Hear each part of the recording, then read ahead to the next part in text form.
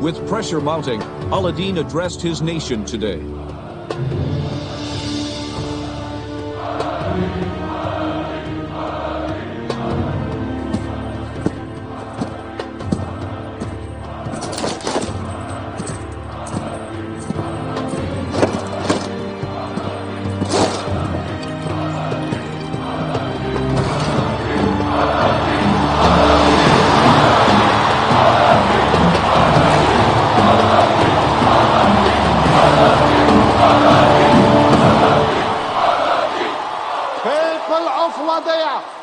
I come before you today to tell you that the world shall kneel before our great nation.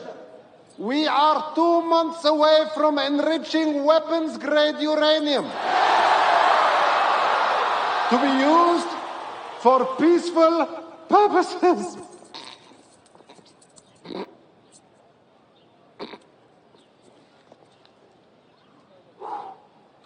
It will be used only for medical research and clean energy. It will.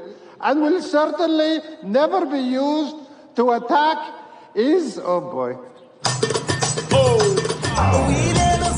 And with that speech,